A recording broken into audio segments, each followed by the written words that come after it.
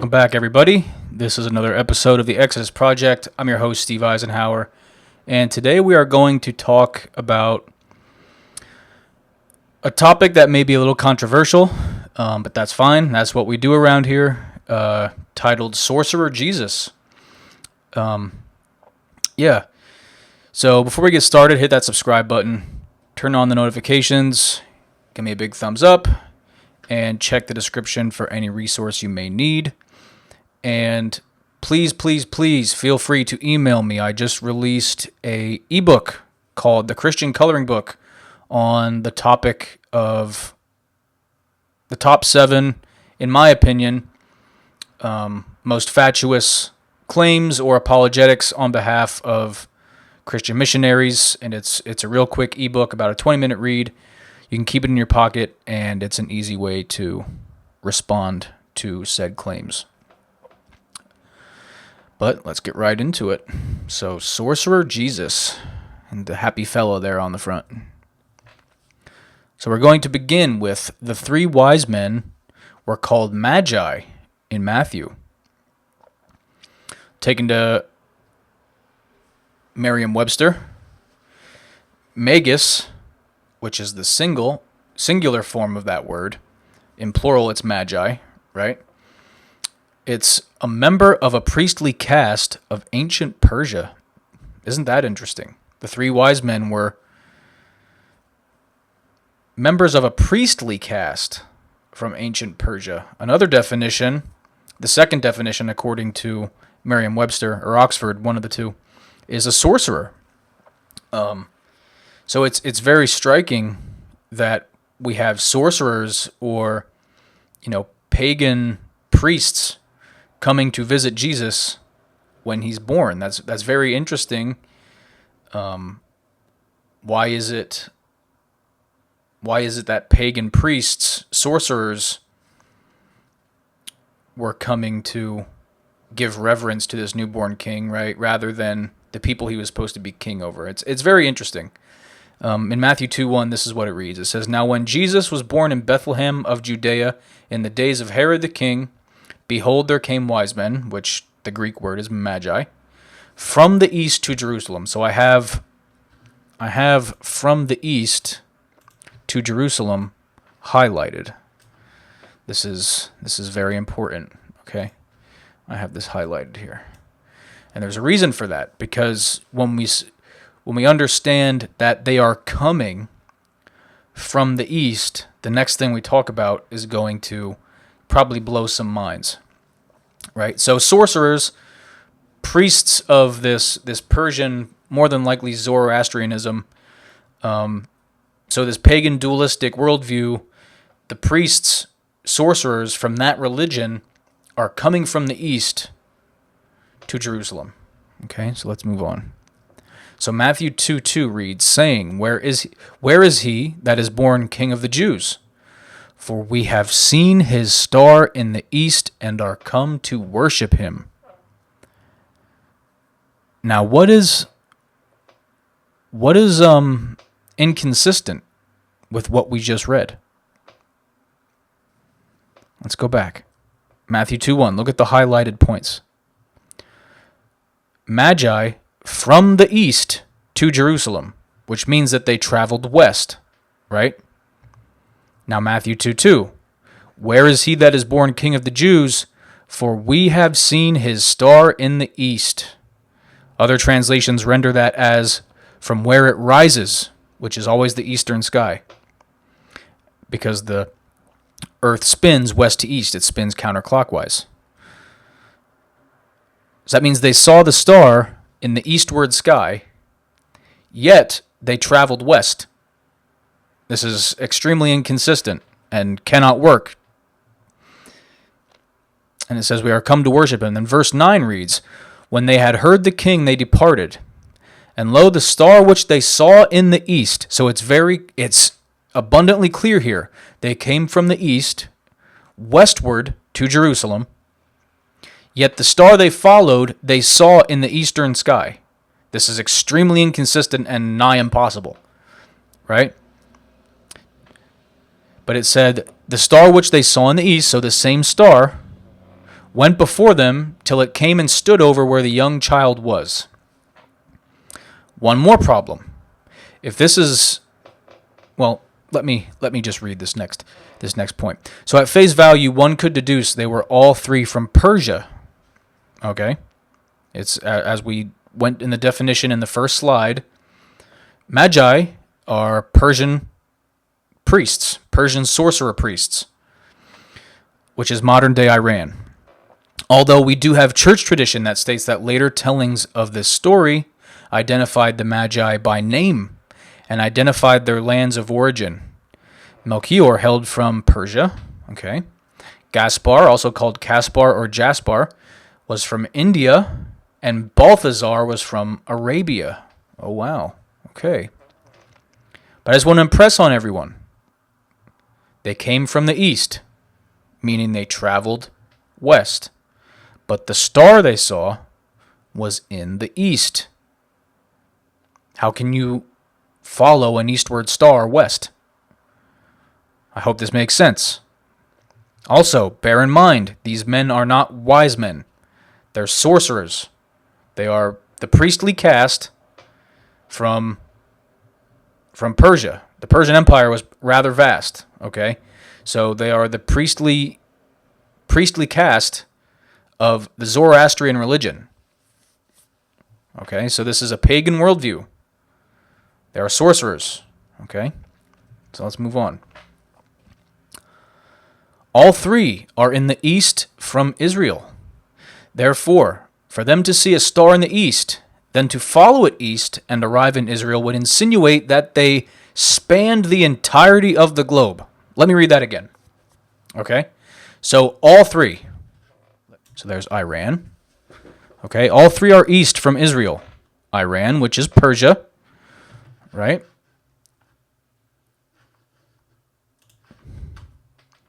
India and Arabia. Now, where is Israel? Put in a different color just so it comes through real clear. Okay, Israel is right here.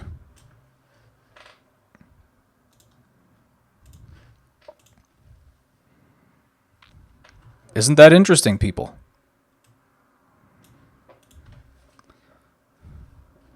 All three. Now we could understand that they all started in Persia. These are church traditions of where they came from, and we could understand that they all began in Persia or modern-day Iran. But no matter how you chop this up, right? The path is always west. To get to Israel from any of those locations, Iran included, Persia included, is west. Because we have to understand this is the first century, right? Persia doesn't have a vast empire anymore. Okay? So this is very interesting. They would have had to circumnavigate the entire globe for this to make sense. If they saw a star in the east, in the eastern sky, right? If they were to see a star in the eastern sky and follow it, they would have had to have circumnavigated the entire globe until they got back to Israel. Is that possible? That means, according to Matthew, the Magi were the first Indo-Europeans to discover the Americas. Like, let that sink in. It's funny because it just can't work. Right? They traveled west, so if they did follow a star, it would have been in the western sky. Because they themselves came from the east. So the star cannot also be in the east. Furthermore, why would a divinely controlled star that can lead to a specific household lead to the palace of Herod, the wicked king, first? What kind of sense does that make now? Like, let's let that sink in for a moment. That can't make sense either. Because if this star is divinely controlled, right? is God that sick that he would send his star to lead these non-Jewish sorcerers, to Herod's palace, let him in on the secret, like, hey, the king of the Jews is born, you're illegitimate. And then when they leave, it leads them to the right place, and now Herod can start killing people. Is God just a sick joker? Or is this just a total fairy tale? Well, let's keep going. So now I'm going to present you, as you can see, there's some highlighted words on here. I'm going to present you with Matthew 2 next to Acts 8. And we're going to see that there's possibly some sketchy translating here. So in Matthew 2, if you look at the word, this is the interlinear version of the New Testament. So on the left side where it says Matthew 2, there is a blue highlight. The word is pronounced Magi. Okay, can you see that? And now Acts 8. If you look down, I believe it's pronounced Mageuon. So on the left in Matthew 2, it's rendered as Magi, which in your more, like your KJV and so on, they render it wise men, which isn't what it says. It says Magoi, right? And then in Acts 8, the Mageuon is rendered as practicing sorcery. So as you can see, these Magi, it's the same word as sorcerer, practicing sorcery.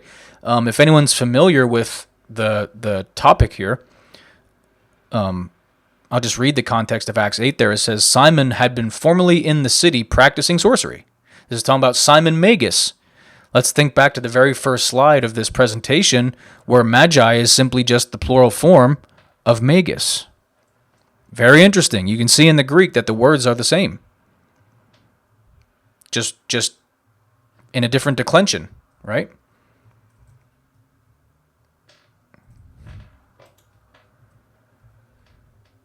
For example, we find the same Greek word. One is used in its form as a plural noun, which is magi, right? Magoi. The other as a verb. So for Simon, they call him Simon Magus or Simon the Sorcerer, but for the three Magi, they're simply just called wise men. Is this honest translation, or is it covering of tracks?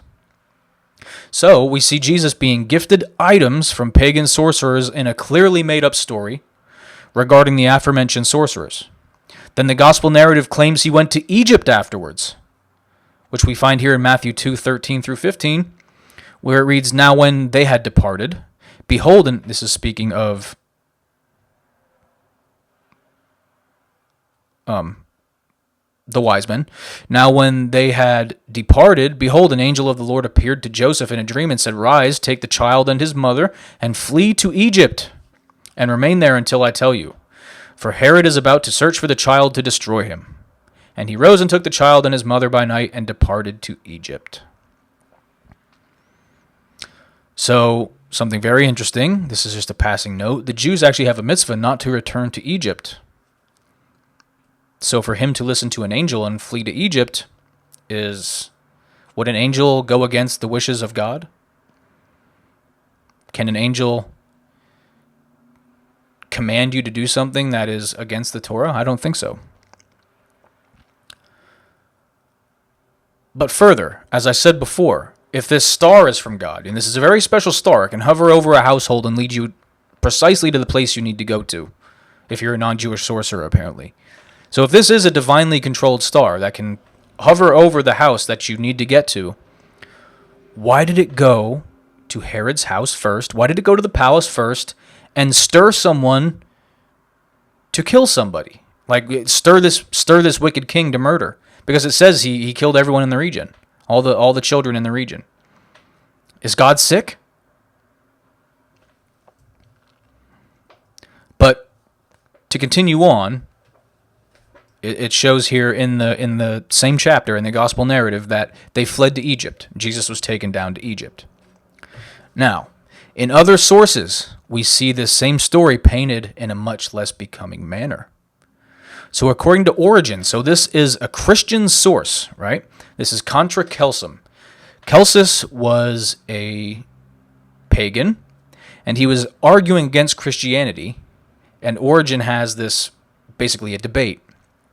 Okay, so this is Book 1, Chapter 28, and it reads, "And since, in imitation of a rhetorician, training a pupil, he introduces a Jew, who enters into a personal discussion with Jesus and speaks in a very childish manner, altogether unworthy of the gray hairs of a philosopher. Let me endeavor to the best of my ability to examine his statements, and show that he does not maintain, throughout the discussion, the consistency due to the character of a Jew. For he represents him disputing with Jesus and confuting him, as he thinks, on many points. And in the first place, he accuses him of having invented his birth from a virgin, and upbraids him with being born in a certain Jewish village of a poor woman of the country who gained her subsistence by spinning, and who was turned out of doors by her husband, a carpenter by trade, because she was convicted of adultery, that after being driven away by her husband and wandering about for a time, she disgracefully gave birth to Jesus, an illegitimate child, who having hired himself out as a servant in Egypt on account of his poverty, and having there acquired some miraculous powers, on which the Egyptians greatly pride themselves, returned to his own country, highly elated on account of them, and by means of these proclaimed himself a god. Now as I cannot allow anything said by unbelievers to remain unexamined, but must investigate everything from the beginning, I give it as my opinion that all these things worthily harmonize with the predictions that Jesus is the Son of God."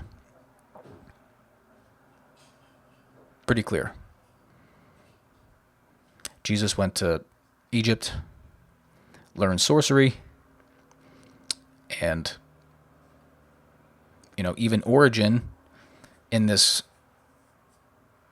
disputation with Celsus actually cites a Jewish person who says these things. Someone who, they have the tradition. They're the ones who met him. They're the ones who saw him, right? So I hope this helps. I hope this is insightful, and I hope you learned something. To me, it's very interesting.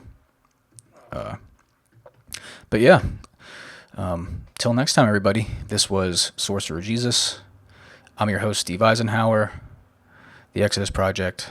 We'll see you next time, everybody.